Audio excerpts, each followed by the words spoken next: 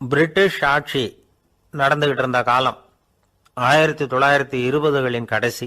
அப்போ நடந்த ஒரு உண்மை நிகழ்ச்சி இது. ஒரு கல்யாண மாப்பிள்ளை ரயிலில் இறங்க போறார். அவரை வரவேற்க ஒரு ராஜ குடும்பமே காத்துக்கிட்டு இருக்குது. மங்களூர்லேருந்து இறங்குற அந்த மாப்பிள்ளை யார் தெரியுமா? ஒரு நாய். உண்மைதான், அந்த நாய்க்கு தான் கல்யாணம்.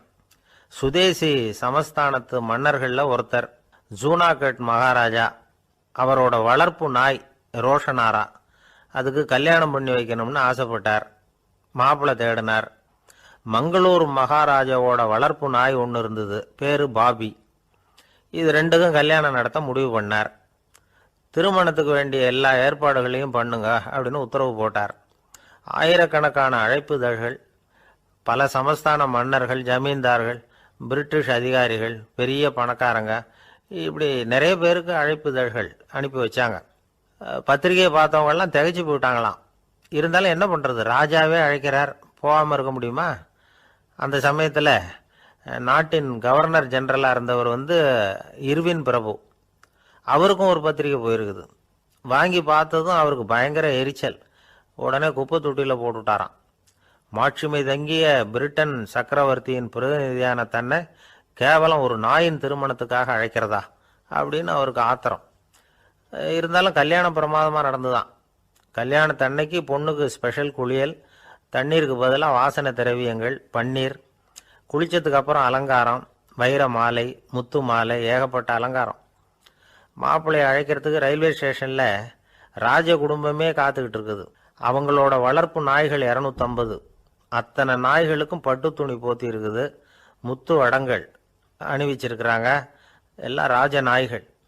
அதுகளையும் வீதியில் நடக்க விடலையாம். அதுகளை சுமந்துக்கிட்டு போக அலங்கரிக்கப்பட்ட யானைகள் காத்துக்கிட்டு இருக்குதான். மாப்பிள்ளைக்கு வரவேற்பு எப்படி தெரியுமா? அது நடந்து வர்ற பாதை பூரா ரத்தன கம்பளம் விரிச்சிருக்குது. 2 பக்கமும் ராஜாங்க அதிகாரிகள் கைகட்டி நிற்கிறாங்க. அரசு படை வீரர்கள் அணிவகுப்பு மரியாதை செலுத்துகிறாங்க. அந்த நாய் ராஜ மரியாதையோடு நடந்து வருது. நகையெல்லாம் போட்டுக்கிட்டு வருது. திருமண மண்டபத்துக்கு சேருது. அங்கே கல்யாணம் அமோகமாக நடக்குது. இந்த திருமணத்தை முன்னிட்டு அந்த ஜூனாகட் சமஸ்தானத்துக்கு 3 நாள் விடுமுறை வேற. கல்யாணத்துக்கு வந்திருந்தவங்களுக்கெல்லாம் ஏக தடபுடலாக விருந்து, நாட்டியம் எல்லாம் பிரமாதமாக நடந்துதான்.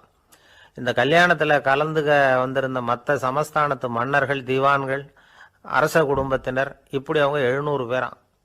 அவங்க போகிறதுக்காக விசேஷ ரயில்கள்லாம் வேற விட்டுருக்காங்க. கல்யாணம் முடிஞ்சதும் அந்த நாய் தம்பதிகளோட பெரிய பெரிய மன்னர்கள்லாம் ஒன்றா உட்காந்து சாப்பிட்டாங்களாம். ஏர் கண்டிஷன் அறையில் அந்த தம்பதிகள் கொஞ்ச காலம் வாழ்ந்துருக்கிறாங்க. கொஞ்ச நாளில் மாப்பிள்ளைக்கு மரியாதை குறைய ஆரம்பிச்சுட்டுது. வெளியில் துரத்தி விட்டாங்களாம். அந்த பெண் நாய் மட்டும் ராஜ போகங்களை அனுபவித்து வந்துதான். இந்த கல்யாணத்தை பார்த்துட்டு தொடர்ந்து மற்ற சமஸ்தானத்து மன்னர்களும் நாய் திருமணங்கள் நடத்த ஆரம்பிச்சுட்டாங்களாம். இது உண்மையில் நடந்திருக்குது. இப்படி அது இருக்கட்டும். இப்போ நம்ம கதைக்கு வருவோம். ஒரு ராஜாவுக்கு ரொம்ப நாள் கழித்து ஒரு குழந்தை பிறந்துதான். அரண்மனை ஜோசியரை கூப்பிட்டுருக்கார் ராஜா. ஜோசியரே, என் மகன் வருங்காலத்தில் சிறந்த வாழ் வீரனாக வரணும்னு ஆசைப்படுறேன்.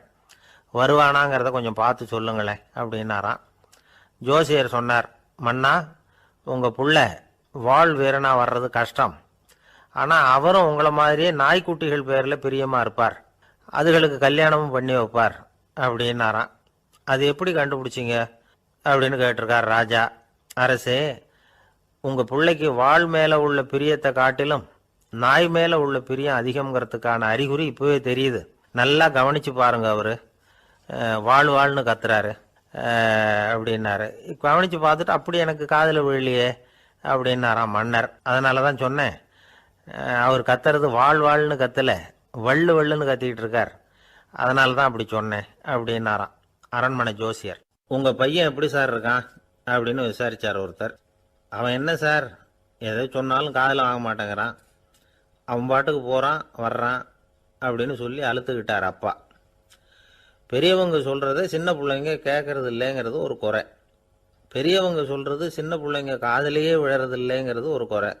இது கொஞ்சம் சீரியஸான விஷயம், கவனித்து பார்க்கணும். ஒரு குழந்தைக்கு காது சரியாக கேட்குதா இல்லையா அப்படிங்கிறத நாம தான் கவனித்து பார்த்து கண்டுபிடிக்கணும். அதுவாக நம்மக்கிட்ட தவழ்ந்து அப்பா எனக்கு காது கேட்கல, அழைச்சிட்டு போங்க டாக்டர்கிட்ட அப்படின்னுலாம் சொல்லிகிட்டு இருக்காது. அது சரி, ஒரு குழந்தைக்கு காது சரிவர கேட்குதா இல்லையா அப்படிங்கிறத முன்கூட்டியே நாம் தெரிஞ்சுக்கிறது எப்படி? அதுக்கு சில வழி இருக்குது. உங்கள் குழந்தைய கொஞ்சம் அப்படி கவனித்து பாருங்கள். அடிக்கடி ஜலதோஷம், காதில் அரிப்பு ஏற்படுதா, மூக்கு விரிவாகவும் அப்புறம் டான்சில், அடினாய்டு, சத அழற்சி இது மாதிரி ஏதாவது இருக்கா, வாயிலிருந்து எச்சில் ஒழுகுதா, குழந்தை வாயினால் சுவாசிக்குதா, பற்கள் முன்னாடி தள்ளி வளருதா, இதெல்லாம் அதுக்கு அறிகுறி. அப்புறம் இந்த VBDF TH இப்படி இந்த ஒலிகள் சேர்ந்த வார்த்தைகளை குழந்தை சரியாக புரிஞ்சுக்காது. இப்போ உதாரணத்துக்கு பட்டுன்னு சொல்லு குழந்தை அப்படின்னீங்கன்னா அது கட்டுன்னு சொல்லும். அதாவது பட்டு சவுண்டை அதால் புரிஞ்சுக்க முடியல. அப்புறம் உங்கள் குழந்தை உங்களை உறக்க பேச சொல்கிறானா, அடிக்கடி கேள்வி கேட்குறானா, சாப்பிட்றப்போ கவனம் இல்லாமல் இருக்கானா, படிப்பில் போதுமான முன்னேற்றம் இல்லையா, வகுப்பில் சரியாக கவனிக்கிறது இல்லையா, இப்படிலாம் இருந்தால் ஆரம்பத்திலேயே டாக்டர்கிட்ட அழைச்சிட்டு போய் சிகிச்சையை ஆரம்பிச்சுடலாம், குணப்படுத்தி விடலாம். குழந்தைக்கு காது சரியாக கேட்கலன்னா நீங்கள் செய்ய வேண்டியது என்ன தெரியுமா? அவனுக்கு காது கேட்கலேங்கிறதுக்காக அவன் முன்னாடி சத்தம் போட்டு பேசக்கூடாது. மெதுவாக சீராக பேசணும், அவனை பார்த்து பேசணும். உங்கள் உதட்டு அசைவுகள் அவனுக்கு உதவும், அதை பார்த்தே புரிஞ்சுக்குவான். நீங்கள் வாயில் வெத்தலை பாக்கு போட்டுக்கிட்டோ புகை பிடிச்சிக்கிட்டோ பேசக்கூடாது.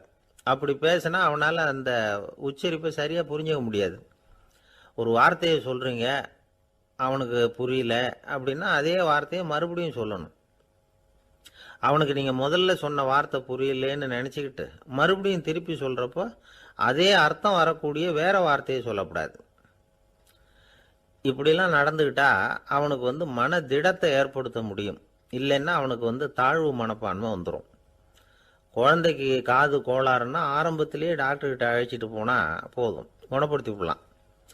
அப்புறம் பார்த்துக்கலாமே அப்படின்னு அலட்சியமாக இருந்துட்டாதான் கஷ்டம். சில பேர் கோபத்தில் சின்ன பிள்ளைங்க காதை பிடிச்சி திருகிறது உண்டு. இது ரொம்ப தப்பு. காது கையோடு வந்துட்டா என்ன பண்ணுறது? ஒரு வேடிக்கை கதை, அது கதை தான், நிஜமாக நடந்தது இல்லை, அது மாதிரி நடக்கவும் நடக்காது. ஒரு வேடிக்கைக்காக சொல்லப்படுற கதை. அதாவது ஒரு வீட்டில் அப்பா அம்மாவை பார்த்து சொல்லிகிட்டு இருக்கார், இதை பாரு, நாளைக்கு காலையில் என்னை சீக்கிரம் எழுப்பி விட்டுரு, நான் செங்கல்பட்டு வரைக்கும் போயிட்டு வர வேண்டியிருக்கு அப்படின்னாராம். இதை அவங்க பையன் காதில் வாங்கிட்டு இருக்கான். அப்பாவுக்கு சிரமம் வேண்டாமே அப்படின்னு நினச்சி அவனே காலையில் யாருக்கும் தெரியாமல் எழுந்திரிச்சு புறப்பட்டு செங்கல்பட்டுக்கு போட்டான். சாயந்தரமாக திரும்பி வந்தான். அப்பா பையனை காணாமல் அலமோதிக்கிட்டு இருக்கிறார். சாயந்தரமாக பையனை பார்த்ததும் எங்கடா போயிட்டு வந்தேன்னு கேட்டார் கோவமா. செங்கல்பட்டுக்கு போயிட்டு வந்தேப்பா, நீ வேணா அலைய வேண்டாமேன்னு அப்படின்னா. எதுக்கடா போனேன்னு அதட்டினார். அதான்ப்பா, நீ நேற்று அம்மா கிட்ட சொல்லிக்கிட்டு இருந்த, அதை காதில் வாங்கினேன், உனக்காக நான் போயிட்டு வந்தேன் அப்படின்னா. உடனே எந்த காதில் வாங்கினேன் அப்படின்னு சொல்லி காதை பிடிச்சி திருகுனார். அந்த காது கையோடு வந்துட்டுது. இது நடந்து கொஞ்ச நாள் கழித்து அந்த அப்பாவும் பையனும் கடத்தெருவில் போய்கிட்டு இருக்கிறாங்க. எதிரில் ஒரு நாய் ஓடி வந்தது. அதுக்கு 2 காதும் இல்லை. என்ன இது, இந்த நாய்க்குட்டிக்கு 2 காதும் இல்லை அப்படின்னார் அப்பா. அதுக்கு பையன் சொல்கிறான், அப்பா அது 2 தடவை செங்கல்பட்டுக்கு போயிட்டு வந்துருவோம் அப்படின்னானா. ஒரே ஒரு ஊரில் ஒரு அம்மா இருந்தாங்க. அந்த அம்மாவுக்கு ஒரே ஒரு பிள்ளையாண்டான். அவனுக்கு ரொம்ப அக்கறையோடு கல்யாணம் பண்ணி வச்சாங்க. கல்யாணம் முடிஞ்சதும் மருமக பொண்ணு வீட்டுக்கு சேர்ந்தது. அப்பாடா, என் கடமை முடிஞ்சுது, இனிமேல் அக்கடான்னு எங்கேயாவது ஒரு மூலையில் படுத்து கிடக்கலாம் அப்படின்னு நினச்சாங்க அந்த அம்மா. ஆனால் நினைக்கிறபடி எங்கே நடக்குது? அதுக்கப்புறம் தான் பிரச்சனையே ஆரம்பமாச்சு. மருமகள் குணம் சரியில்லை, ஒரு மாதிரி. அந்த பொண்ணு வீட்டுக்கு வந்ததுமே முதல் வேலையாக மாமியாரை பார்த்து, அதுதான் நான் வந்துட்டேன்ல, இனிமேல் உங்களுக்கு என்ன வேலைங்க, புறப்பட வேண்டியது தானே, காசி ராமேஸ்வரம்னு எங்கேயாவது போங்க அப்படின்னுட்டு தான். மாமியாரை பார்த்தாங்க, கொஞ்சம் யோசனை பண்ணாங்க. இந்த பாருமா, நீ இப்படி சொல்கிறதுக்கு முன்னாடியே வீட்டை விட்டு புறப்படணுங்கிற முடிவுக்கு நான் வந்துட்டேன். வீட்டை மட்டும் இல்லை, இந்த உலகத்தை விட்டே கூட போகிறதுக்கு தயாராக இருக்கிறேன். ஆனால் ஒரே ஒரு விஷயத்துக்காக என் உயிரை கையில் பிடிச்சிக்கிட்டு இருக்கிறேன் அப்படின்னாங்களாம். என்ன விஷயம்னு கேட்டது இந்த மருமக பொண்ணு. வேற ஒன்றும் இல்லை, என் பிள்ளைக்கு கல்யாணம் பண்ணி வச்சுட்டேன். ஒரு பேர புள்ள பிறந்து அதை என் கண்ணால் பார்த்துட்டேன்னா நான் எங்கே வேணும்னாலும் போகிறதுக்கு தயாராக இருக்கிறேன். அப்படின்னாங்களாம் அந்த மாமியார். மாமியார் இப்படி சொல்கிறதுலேயும் நியாயம் இருக்கிறதாக பட்டுது அந்த பொண்ணுக்கு. சரி அப்படியே இருந்து பார்த்துட்டு போகலாம் அப்படின்னு அனுமதி கொடுத்தது. கொஞ்ச காலத்தில் ஒரு பேரன் பிறந்தான். அந்த அம்மாவும் பேரனை கண்ணால் பார்த்துட்டாங்க. சரி பேரனை பார்த்தாச்சுல்ல, இனிமேல் புறப்பட வேண்டியது தானே அப்படின்னது மருமக பொண்ணு. மாமியார் பார்த்தாங்க. நீ சொல்கிறது சரிதாம்மா, அதில் ஒன்றும் தப்பு இல்லை. என்னோட பேரன் உங்களை அம்மா அப்பான்னு கூப்பிடுறத என் காது குளிர கேட்டுட்டு போயிடுறேனே அப்படின்னாங்களாம். சரி அந்த ஆசையை நிறைவேறட்டும் அப்படின்னு காத்துக்கிட்டு இருந்தாங்க. பேரன் வளர்ந்தான், நடந்தான், பள்ளிக்கூடம் போனால் பெரியவனானான். மருமக பொண்ணு மறுபடியும் மாமியாரை விரட்ட ஆரம்பிச்சுட்டுது, இன்னும் புறப்புள்ளையான்னு. இதை பாருமா, இது வரைக்கும் இருந்துட்டேன். பேரனோட கல்யாணத்தையும் கண்ணால் பார்த்தாதான் இந்த கட்டை வேகும் போல் இருக்குது அப்படின்னு சொல்லி ஒரு மாதிரியாக பேச ஆரம்பித்தாங்க. இதுவும் நியாயமான ஆசையாக தான் படுது அப்படின்னு அது யோசிச்சிருக்கு அந்த பொண்ணு. சரின்னு அதுக்கும் ஒத்துக்கிட்டது. உடனே பேரனுடைய கல்யாணமும் முடிஞ்சது ஒரு வழியாக. இனிமே ஒரு நொடி கூட இங்கே இருக்கக்கூடாது, புறப்படுங்க அப்படின்னு மாமியாரை விரட்டிச்சான் அந்த பொண்ணு. இப்போ அந்த மாமியார் தன்னோட மருமகளை பார்த்து சொல்கிறாங்க, இதோ கிளம்பிட்டேம்மா, என் மூட்டை முடிச்செல்லாம் கட்டிக்கிட்டேன், புறப்பட்டுவிட்டேன். அப்படியே நீயும் உன் துணிமணிகளை மூட்டை கட்டிக்கிட்டு கிளம்பிடும், என்னோட சேர்ந்து 2 பேருமா சேர்ந்து போயிடலாம் அப்படின்னாங்களாம். அந்த பொண்ணு முழிக்குது. முழிக்காதே, உனக்கும் ஒரு மருமக வந்துட்டா, இனிமேல் நீயும் ஒரு மாமியார் தானே, உனக்கும் இனிமேல் இங்கே வேலை இல்லை, புறப்படு அப்படின்னாங்களாம். அப்போ தான் அந்த பொண்ணு சிந்திக்க ஆரம்பிச்சுதான், தன்னோட தவறு புரிஞ்சுதான். இந்த தகவலை கேட்டுக்கிட்டு இருக்கிற மருமகள்லாம் இதை பற்றி கொஞ்சம் யோசித்து பார்க்கணுங்கிறதுக்காகத்தான் இதை சொல்கிறோம் மாமியார்கள் சார்பாக. கொஞ்ச நாளைக்கு முன்னாடி ஒரு பொண்ணை பார்த்து பேசுகிற சந்தர்ப்பம் கிடைச்சிது ஒரு கல்யாண வீட்டில். அந்த பொண்ணு சொல்லிச்சு, சார் எனக்கு கல்யாணம் ஆகி 15 வருஷம் ஆகுது, நான் மாமியார்கிட்ட சண்டை போட்டதே இல்லை அப்படின்னு ரொம்ப அடக்கமாக சொல்லிச்சு. அது எப்படிம்மா சாத்தியமாச்சுன்னு கேட்டோம். எனக்கு கல்யாணம் ஆகி 15 வருஷம்தான் ஆச்சு, ஆனால் என் மாமியார் செத்து போய் 20 வருஷத்துக்கு மேலே ஆயிட்டுது அப்படின்னுது. லோகமானிய பாலகங்காதர திலகர் இருந்தார்ல, அவருக்கு 15 வயசுலேயே கல்யாணம் நடந்துதான். மனைவி பேர் தபிபாய், ரொம்ப பெரிய குடும்பத்து பொண்ணு, நல்ல குணம். அவங்க குடும்பம் நடத்திக்கிட்டு இருக்கிறாங்க. அந்த காலத்தில் திருடர்கள் பயம் அதிகம். இந்த காலத்தில் மட்டும் என்னன்னு கேட்குறீங்களா? நீங்கள் கேட்குறது நியாயம்தான். இருந்தாலும் இந்த காலத்து திருடனுக்கும் அந்த காலத்து திருடனுக்கும் ஒரு முக்கியமான வித்தியாசம் உண்டு. அதாவது அந்த காலத்து திருடன்லாம் நியாயம் அநியாயம் பார்க்கறது உண்டு, இந்த காலத்தில் அப்படி பார்க்கறது இல்லை. அந்த காலத்தில் திருட வர்றவங்கள்ட்ட கூட ஒரு தார்மீக உணர்வு உண்டாம். அதாவது அப்போ உள்ள கொள்ளைக்காரங்க எதை களவாடினாலும் சரி, அரிசியை மட்டும் களவாடுறது இல்லையா, அப்படி ஒரு கொள்கை. அதனால பாருங்க, அந்த காலத்து பெண்கள் நகை நட்டுகளை பத்திரமா வைக்கணும்னா பெட்டியில் வைக்கிறது இல்லை, அரிசி பானையில் போட்டு வச்சு விடுறது. இப்போல்லாம் பேங்க்கில் சேஃப்டி லாக்கர்னு இருக்குல்ல, அது மாதிரி அந்த காலத்தில் சேஃப்டி லாக்கருங்கிறது அரிசி பானை. இந்த வளையல், மூக்குத்தி, தோடு இப்படி எதுவாக இருந்தாலும் அதில் போட்டு பத்திரமா வச்சுருவாங்க. திருடன் அரிசி பானை பக்கம் போகிறதில்ல. ஏன்னா சாப்பிட்ற விஷயத்தில் கை வைக்கக்கூடாது, அது பாவம் அப்படின்னு அவன் நினைக்கிறான். திலகரோட மனைவி தபிபாயும் அதே மாதிரி தன்னுடைய ஆபரணங்களை ஒரு அரிசி பானைக்குள்ளே போட்டு மூடி வச்சுருந்தாங்களாம். இப்படி இருந்தப்போ ஒரு நாள் ஒரு பிச்சைக்கார பொண்ணு வீடு வீடாக பிச்சை கேட்டுக்கிட்டே வந்திருக்குது. திலகர் வீட்டுக்கும் தர்மம் போடுங்க தாயே அப்படின்னு தான் அந்த பொண்ணு. அந்த அம்மா தபிபாய் காதில் இது விழுந்திருக்கு. உடனே கை நிறைய அரிசி அள்ளிக்கிட்டு போட்டிருக்கு. பாத்திரத்தில் அரிசியை போட்டதுக்கு அப்புறம் தான் தெரியுது, பளிச்சுன்னு கண்ணில் படுது. அதாவது அந்த அம்மாவோட வைர மூக்குத்தி ஒன்று அரிசியோடு சேர்ந்து அந்த பிச்சைக்கார பொண்ணு பாத்திரத்தில் போய் விழுந்துட்டுது. இந்த அம்மாவுக்கு மனசுக்குள்ள குழப்பம், என்ன இப்படி ஆயிட்டுதே, மூக்குத்தி போயிட்டுதே, பிச்சை பாத்திரத்திலேருந்து அதை எப்படி எடுக்கிறது அப்படின்னு தயக்கம். வாயை திறந்து அதை கேட்கறதுக்கும் கூச்சம். திண்ணையில் உட்காந்துருந்த திலகர் இவ்வளவையும் பார்த்துக்கிட்டு இருக்கிறார். மனைவியின் மனசுக்குள்ளே நடக்கிற மௌன போராட்டத்தை அவர் நல்லா புரிஞ்சுக்கிட்டாராம். மனைவியை பார்த்து சொன்னாராம், தபிபாய், இது தெய்வ சம்மதம், அவளுக்கு சேர வேண்டிய மூக்குத்தி அவகிட்ட போயிட்டுது, பிச்சை பாத்திரத்தில் விழுந்த மூக்குத்தியை எடுக்க வேணாம் அப்படின்னாராம். சரின்னு சொல்லிவிட்டு மேற்கொண்டு எதுவும் சொல்லாமல் அந்த அம்மா வீட்டுக்குள்ளே போயிட்டாங்களாம். இந்த காலத்துலலாம் அது மாதிரி நடக்குமா? வெறும் அரிசியை போட்டுட்டு விவகாரம் பண்ணிட்டு இருக்க மாட்டோமா? ஒரு பெரிய மனுஷன் வீட்டுக்கு ஒரு பிச்சைக்காரன் வந்தான். ஐயா, நாங்கள் பிச்சைக்காரங்கள்லாம் சேர்ந்து ஒரு சங்கம் வச்சுருக்குறோம், அதுக்கு நிதி சேர்க்குறோம், அதுக்கு ஒரு 100 ரூபா கொடுத்தீங்கன்னா எங்களுக்கு பெரிய உதவியாக இருக்கும் அப்படின்னானா. அதெல்லாம் ஒன்றும் கொடுக்க முடியாது போ அப்படின்னாரான் அவர். அப்படின்னா ஒரு 50 ரூபாயாவது கொடுங்களேன் அப்படின்ட்டுருக்கான். அதுவும் முடியாதுன்னு சொல்லிவிட்டார். 25 ரூபா அப்படின்னு இருக்கான். எதுவும் முடியாது அப்படின்னாராம். சரிங்க, இவ்வளவு பெரிய வீட்டுக்கு வந்துட்டு வெறுங்கையோடு திரும்புறது நல்லா இருக்காது, அதனால சும்மா ஒரு ரூபா மட்டுமாவது கொடுங்க அப்படின்னு இருக்கான் அவன். ஒரு பைசா கூட என்கிட்ட கிடையாது அப்படின்னு விட்டாரான் இவர். அப்படின்னா நீங்கள் ஒரு காரியம் பண்ணுங்களேன் அப்படின்னு அவன். என்ன செய்யணும் அப்படின்னு இருக்கார். எங்கள் சங்கத்தில் நீங்களும் ஒரு மெம்பராக சேர்ந்துருங்க அப்படின்னு எனக்கு சொர்க்கம் தாண்டா அப்படின்னு இவன். ஒரு பெரிய காடு, அந்த காட்டுக்கு மத்தியில் ஒரு ஆசிரமம். அங்கே ஒரு முனிவர் இருந்தார். பல இடங்கள்லேருந்து வர்ற குழந்தைகளுக்கு அவர் பாடம் சொல்லி கொடுத்துக்கிட்டு இருக்கிறார். ஏழை பணக்காரர் அப்படிங்கிற வித்தியாசம்லாம் கிடையாதுங்க.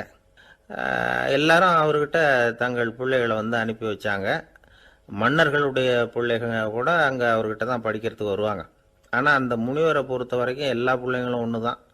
இது யார் வீட்டு பிள்ளைன்னெல்லாம் பார்க்க மாட்டார், எல்லாரும் சமம். மாணவர்கள்லாம் அங்கேயே மாத கணக்கில் வருஷ கணக்கில் தங்கி இருந்து பாடம் கற்றுக்கிட்டு போகிறது வழக்கம். அவராக பார்த்து போன்னு சொல்கிற வரைக்கும் அங்கேயே இருக்கணும், படிக்கணும். குருகுல வாசம். ஒரு சமயம் ஒரு ராஜகுமாரனும் அவர்கிட்ட படிச்சுக்கிட்டு இருந்தான். அவனுக்கு ஒரு 15 வயசு இருக்கும்.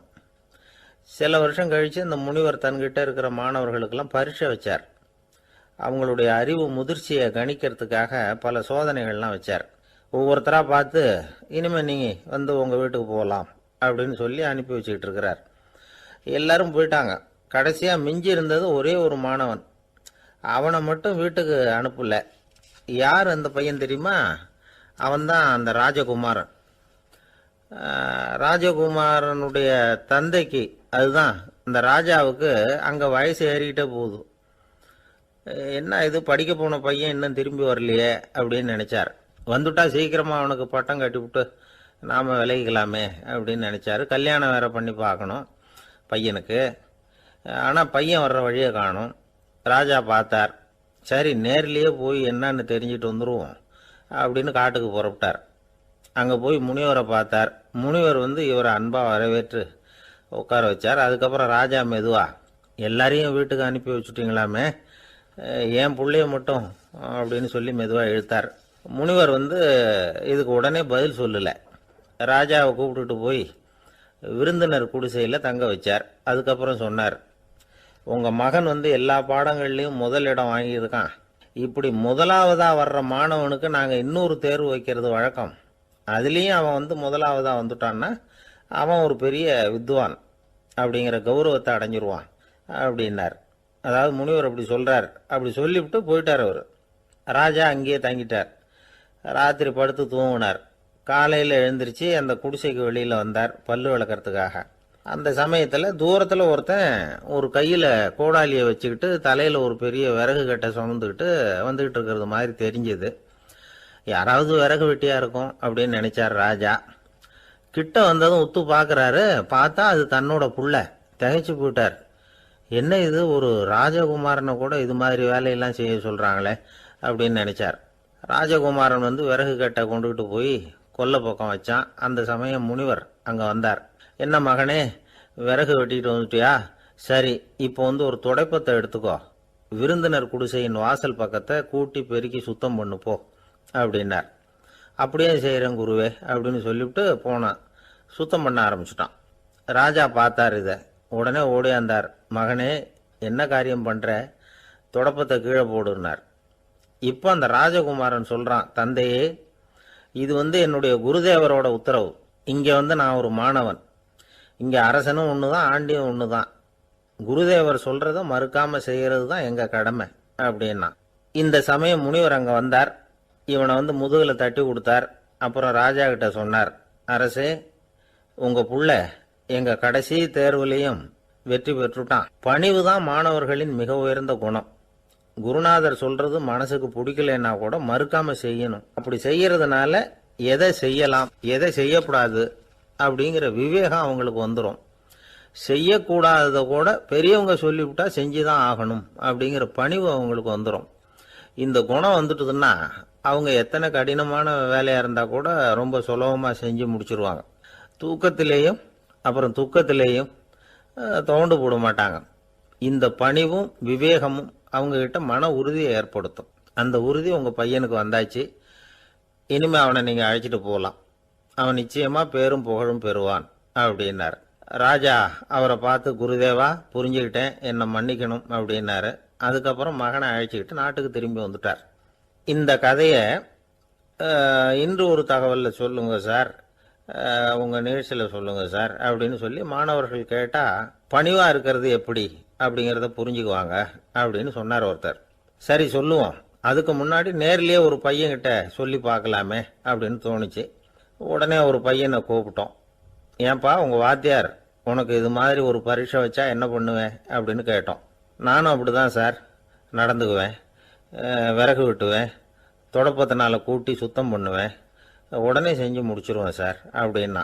பலே பரவாயில்லையே அப்படின்னோம். ஆமாம் சார், அப்படி செஞ்சால் தானே வீட்டுக்கு அனுப்புவார், இல்லைன்னா இன்னொரு வருஷம் இங்கேயே இருந்து படின்னு சொல்லி விடுவாரே, அதனால் அப்படி செய்வேன் அப்படிங்கிறான் அந்த பையன். இந்த உலகத்தில் உண்மையாகவே வேதாந்தம் பேசுகிறவங்களும் உண்டு, உள்ளுக்குள்ளே வேற மாதிரி இருந்துக்கிட்டு வெளியில் வேதாந்தம் பேசுகிறவங்களும் உண்டு. ஒரு ஆள் இருந்தார், அவரு ஒரு கடை வச்சு வியாபாரம் பண்ணிக்கிட்டு இருந்தார். மகா கஞ்சன், யாருக்கும் எந்த உதவியும் செய்ய மாட்டார். எச்சில் கையென்ன ஈர கையை கூட உதற மாட்டார், அப்படிப்பட்ட மனுஷன். அந்த ஊருக்கு ஒரு முனிவர் வந்துக்கிட்டு இருந்தார். வருஷத்துக்கு ஒரு தடவை வருவார், ஒரு நாள் 2 நாள் இருப்பார், அப்புறம் போயிடுவார். அந்த முனிவர் வர்றப்போலாம் இந்த ஆள் எழுந்திரிச்சு ஓடி போய் அவரை வரவேற்பான். ரொம்ப பெரிய வேதாந்தி மாதிரி அவர்கிட்ட பேசிக்கிட்டு இருப்பான். காயமே இது பொய், வெறும் காற்றடைத்த பையும்மா, தர்மம் தலைகாக்கும்மா. பணம் என்ன சார் பணம், இன்னைக்கு ஒருத்தன் கையில் இருக்கும், நாளைக்கு ஒருத்தன் கையில் இருக்கும், எல்லாம் மாயம். எனக்கு தான் இன்னமும் இந்த சம்சார பந்தத்திலிருந்து விடுபடுறதுக்கு நேரம் வரலேம்மா. அந்த முனிவரும் இந்த ஆள் இப்படி சொல்கிறத கேட்ட உடனே, ஏப்பா அப்படி சொல்கிற, இப்போ கூட நீ சரின்னு சொல்லு, உனக்கு தீட்சை கொடுத்து இதிலிருந்து விடுபடுற ஞானத்தை போதிக்கிறேன் பார். உடனே அந்த ஆள் என்ன சொல்லுவான் தெரியுமா? ஐயோ சாமி, இப்போ அது எப்படிங்க முடியும், பிள்ளைங்கள்லாம் சின்ன சிறுசுங்க, அதுகளுக்கெல்லாம் ஒரு கல்யாணம் காட்சின்னு செஞ்சு கடமையை முடிச்சுட்டா நீங்கள் சொல்கிறபடி செஞ்சு விடலாம்மா. சரி, இன்னும் முனிவர் போயிடுவார். அடுத்த வருஷம் வருவார், இவன் வழக்கம் போல் வேதாந்தம் பேசுவான். சரி தீட்சை கொடுக்குறேன் வா அம்பார். பேரம் பேத்தியை பார்க்கணும், கோர்ட்டில் கேஸ் ஒன்று இருக்குது, அது முடியணும் அப்படின்னு தயங்க ஆரம்பிச்சிருவான். எல்லாம் சொல்லுவான், ஆனால் குடிக்கிறதுக்கு தண்ணி கூட கொடுக்க மாட்டான். ரொம்ப வருஷம் கழித்து மறுபடியும் ஒரு நாள் அந்த ஊருக்கு முனிவர் வந்தார். இவன் கடைக்கு வந்தார். அப்புறம் அங்கே கல்லாவில் நம்ம ஆள் இல்லை, அவன் புள்ள தான் உட்காந்துருக்கிறான். அப்பாவை போலவே புள்ளையும் எழுந்திரிச்சு ஓடியாந்து முனிவரை வரவேற்றான். அப்பா எங்கன்னு விசாரிச்சார் முனிவர். ஐயோ அதை ஏன் கேட்குறீங்க சாமி, உங்ககிட்ட தீட்சை வாங்கி இந்த சம்சார பந்தத்திலேருந்து விடுதலை பெறணும்னு சொல்லிக்கிட்டே இருப்பார், அது நிறைவேறாமலே போய் சேர்ந்துட்டார். போன மாதம் ஒரு நாள் திடீர்னு நெஞ்சு வலிக்குதுன்னார், அவ்வளவுதான் போட்டுன்னு போயிட்டார் அப்படின்னு புலம்புனான் பையன். இதை கேட்டதும் முனிவர் சிரிச்சாரான். அவன் எங்கடா போவான், உன் அப்பா எங்கேயும் போகல, இதோ வாழை ஆட்டிக்கிட்டு உன் காலடியிலே இருந்துகிட்டு இருக்கான் பார் அப்படின்னு சொல்லி அங்கே நின்றுக்கிட்டு இருந்த ஒரு நாயை சுட்டி காட்டினாரான். என்ன சாமி சொல்கிறீங்க அப்படின்னு ஆச்சரியமாக கேட்டிருக்கான் பையன். உடனே முனிவர் அந்த நாயோட தலையில் ஒரு தட்டு தட்டி, பேசுகிறா அப்படின்னாரான். உடனே அந்த நாய் வேதாந்தம் பேச ஆரம்பிச்சுட்டு தான். காயமே இது போய் வெறும் காற்றடைத்த பைய அப்படின்னு தான். முனிவர் சொன்னார், அடே இப்போவும் ஒன்றும் கெட்டு போகல, நீ விரும்புனா சொல்லு, உனக்கு தீட்சை கொடுத்து என் பின்னாடியே அழைச்சிட்டு போயிடுறேன், அங்கே அழைச்சிட்டு போய் உனக்கு ஞானத்தை போதிக்கிறேன், வர்றியா அப்படின்னு கேட்டிருக்காரு. உடனே அந்த நாய் சொல்லிச்சான், ஐயோ அதை ஏன் கேட்குறீங்க சாமி, நான் உண்ணாமல் தின்னாமல் ஏராளமான சொத்து சேர்த்து வச்சுட்டேன், என் பிள்ளைங்க அதோட பெருமை தெரியாமல் ராத்திரி நேரம்லாம் கதவை திறந்து போட்டுட்டு தூங்கிடுவாங்க, அதனால் இப்படி நாயாக பிறந்து ராத்திரி பகலாக சுற்றி சுற்றி காவல் காத்துக்கிட்டு கிடக்கிறேன், இப்போ எப்படி சாமி வர முடியும் அப்படின்னு கேட்டுதான். அறியாமையிலேயே சுகம் கண்டு இப்படி இருக்கிற ஆளுங்களுக்கு எப்படி விடுதலை கிடைக்கும், எப்போ விடுதலை கிடைக்கும் அப்படின்னு கேட்குறார் தசாவதானி, திருக்குறள் பேர் ராமையா. அவர் கேட்குறது நியாயம் தானே. இந்த காலத்து பையன் ஒருத்தன் அப்பா கிட்ட சொன்னான், அப்பா இன்னைக்கு நான் 1 ரூபா மிச்சப்படுத்தி விட்டேன் அப்படின்னு. நானும் அப்படியா என்னடா பண்ணேன்னு கேட்டிருக்காரு அப்பா. டவுன் பஸ்ஸில் ஏறாமல் அது பின்னாடியே ஓடியாந்தேன், 1 ரூபா மிச்சம் தானே அப்படின்றான். அட பாவி, ஒரு ஆட்டோ பின்னாடி ஓடியாந்துருந்தா 10 ரூபா மிச்சமாயிருக்குமே, வேஸ்ட் பண்ணிட்டியே அப்படின்னாரான் அந்த அப்பா. சாலை ஓரமாக அழுதுகிட்டு உட்காந்துருந்தான். பிச்சை எடுத்து சாப்பிட்ற ஒருத்தன் அந்த பக்கமாக வந்தான். இவனை பார்த்தான். ஏன் அழுதுகிட்டு உட்காந்துருக்கிற, என்னாச்சு உனக்கு அப்படின்னு கேட்டான். அதுக்கு இவன் சொன்னான், என்கிட்ட ஒன்றுமே இல்லை, நான் இந்த உலகத்தில் இருந்து என்ன பிரயோஜனம், அதனால தான் அழுதுகிட்டு இருக்கிறேன் அப்படின்னா. உன்கிட்ட மறைஞ்சிருக்கிற புதையல் என் கண்ணுக்கு நல்லா தெரியுது, அது உனக்கு புரியல, அதனால தான் அழுதுகிட்டு இருக்கிற அப்படின்னா. என்னது புதையல் இருக்குதா, உன் கண்ணுக்கு தெரியுதா அப்படின்னு கேட்டான். ஆமாம், எனக்கு தெரியுது. அந்த புதையலை நீ விற்கிறதுக்கு தயாராக இருக்கிறியா அப்படின்னு கேட்டான் இவன். இதை கேட்டதும் அந்த இளைஞனுக்கு ரொம்ப ஆச்சரியமாக போச்சு. என்னது இப்படி கேட்குறானே அப்படின்னு. என்கிட்ட ஒரு காசு கூட இல்லையே, அப்படி இருக்கிறப்போ புதையல் எங்கேருந்து வந்தது அப்படின்னா. இந்த நேரத்தில் அந்த பிச்சைக்காரன் சிரித்தான். இப்படி தான் இந்த உலகத்தில் எல்லாரும் சொல்லிகிட்டு இருக்கிறாங்க, என்கிட்ட ஒன்றுமே இல்லை ஒன்றுமே இல்லைன்னு சொல்லி. ஆனால் அவங்கக்கிட்ட தான் புதையல் இருக்குது. நீ வேணும்னா என் கூட வா, நம்ம நாட்டு அரசர்கிட்ட போவோம். உங்ககிட்ட இருக்கிற புதையலை அவர் நல்ல விலைக்கு எடுத்துக்குவார் அப்படின்னா. அது எப்படி உனக்கு தெரியும்னா, இதுக்கு முன்னாடியும் இது மாதிரி பல பேரை நான் வந்து ராஜா கிட்ட அழைச்சிட்டு போயிருக்கிறேன். அதனால தான் உன்னை பார்த்தேன், உன்னையும் கூப்பிடுறேன். நீ சரின்னு சொன்னால் உன்னை அழைச்சிட்டு போகிறேன். உங்ககிட்ட இருக்கிற புதையலை அவர் நல்ல விலை கொடுத்து எடுத்துக்குவார் அப்படின்னு சொன்னான். இவன் இப்படி சொல்கிறதும் அந்த இளைஞனுக்கு ஒன்றுமே புரியல. இது என்னது இந்த ஆள் இப்படி சொல்லிகிட்டு இருக்கிறான், நம்மக்கிட்ட என்ன இருக்குது, அதுவும் இல்லாமல் இவனே பிச்சை எடுத்து சாப்பிட்டுக்கிட்டு இருக்கிறான், இவன் போய் நம்மளை ராஜா கிட்ட அழைச்சிட்டு போகிறதா போகிறேங்கிறானே என்ன அப்படின்னு சொல்லி அவன் யோசனை பண்ணான்.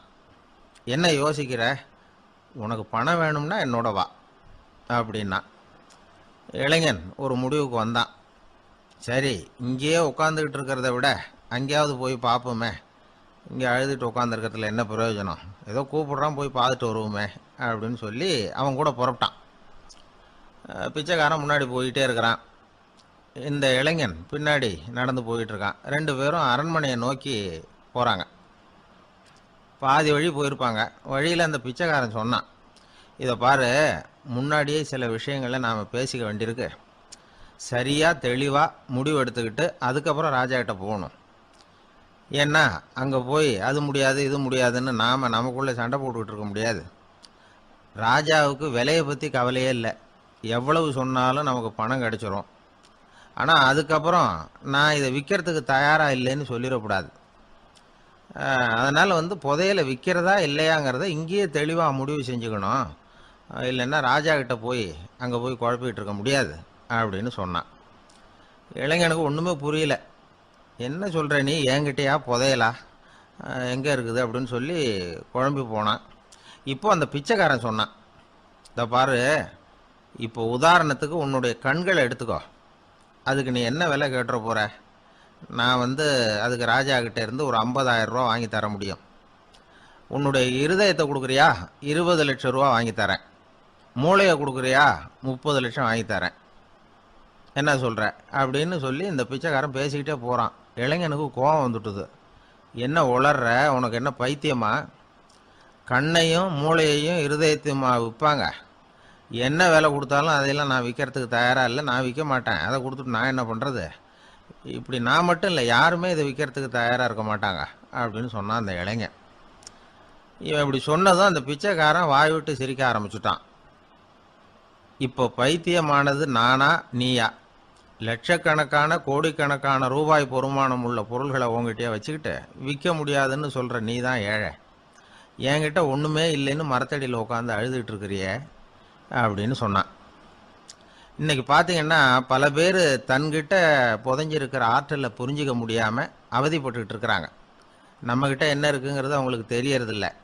அதனால தான் என்கிட்ட ஒன்றுமே இல்லைன்னு சொல்லி அழுதுகிட்டு இருக்கிறாங்க. இதை விளங்க வைக்கிறதுக்கு பெரியவங்க சொல்கிற கதை இது. நம்மக்கிட்ட இருக்கிற புதையலை நாம் தான் தோண்டி எடுக்கணும். உண்மையான புதையலுங்கிறது உள்ளே இருக்குது, ஆனால் அதை வெளியில் தேடுற ஆசாமிகள் தான் அதிகம். சராசரி மனித இயல்பு அப்படி. நம்மக்கிட்ட விலை மதிக்க முடியாத பகுத்தறிவு இருக்குது, அதை வச்சுக்கிட்டு வாழ்க்கையில் முன்னேறத்துக்கு முயற்சி பண்ணணும். என்கிட்ட ஒன்றுமே இல்லைன்னு நினச்சி ஓரமாக உட்காந்துடக்கூடாது. முயற்சி செஞ்சால் முடியாத காரியம் எதுவுமே இல்லை. ஒரு ரயில்வே ஸ்டேஷன் பக்கம் வெளியில் ஒரு டாக்ஸி நின்றுக்கிட்டு இருந்தது. அந்த பக்கமாக வந்த ஒருத்தர் டாக்ஸி டிரைவரை பார்த்து சொன்னார், ஐயா, உங்கள் வண்டியில் பின் சீட்டில் ஒரு மணி பர்ஸு கிடக்கு, யாரோ மறந்து விட்டுட்டு போயிருக்கிறாங்க அப்படின்னாரு. இல்லை இல்லை, அது காலி பர்ஸு தான், நான் தான் அதை அங்கே போட்டு வச்சுருக்கிறேன்னார் டிரைவர். ஏன்னு கேட்டார் அவர். இதுக்கு டிரைவர் சொன்னார், அதை பார்க்குற யாராவது அதை எடுத்துக்கலாம்ங்கிற ஆசையிலையாவது சவாரிக்கு வருவாங்க, அதுக்காக தான் போட்டு வச்சுருக்கிறேன் அப்படின்னார். வாங்க மாட்டேங்கிறான் சார் அப்படின்னு சொல்கிறது உண்டு. அது எப்படி காதில் வாங்கிக்காமல் இருக்க முடியும்? காதுங்கிறது எப்பவும் திறந்தே இருக்கக்கூடிய ஒன்று தானே. சில பேர் பேசிக்கிட்டே இருப்பாங்க, நாமும் கேட்டுக்கிட்டே தான் இருப்போம். அவர் என்ன சொன்னார் திருப்பி சொல்லு அப்படின்னு சொன்னால் சொல்ல தெரியாது. காது சரியாக கேட்டாலும் நாம் பேசுகிறத மற்றவங்க சரியாக கேட்குறாங்களா அப்படிங்கிறது சந்தேகம்தான். இந்த சந்தர்ப்பத்தில் ஒரு உண்மையை நாம் புரிஞ்சுக்கணும். அதாவது என்னென்னா, கேட்பதுங்கிறது வேற, கவனிக்கிறதுங்கிறது வேற. அதாவது கேட்கறதுன்னா அது ஹியரிங், கவனிக்கிறது அப்படின்னா அது லிசனிங். கேட்கறதுங்கிறது தன்னிச்சையாக நடக்கக்கூடிய ஒரு செயல். இப்போ ஒரு சாலையில் நடந்து போயிட்டுருக்குறோம், எவ்வளவோ சத்தம் நம்ம காதில் விழுந்துக்கிட்டு இருக்கு. கார் போகிற சத்தம் கேட்குது, பறவை ஒரு மரத்துலேருந்து கத்துது, அந்த சத்தம் கேட்குது.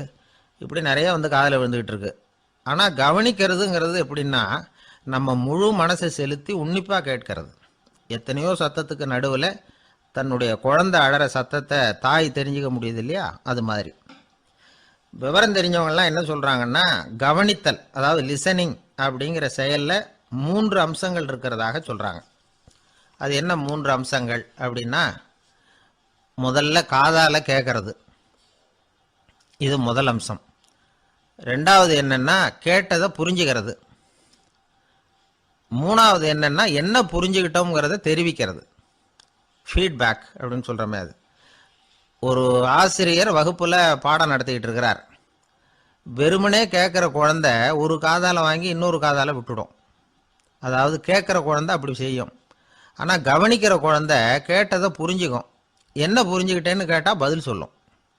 இதுதான் கேட்கறதுக்கும் கவனிக்கிறதுக்கும் உள்ள வித்தியாசம். ஒரு புள்ளி விவர கணக்கு என்ன சொல்லுது தெரியுமா?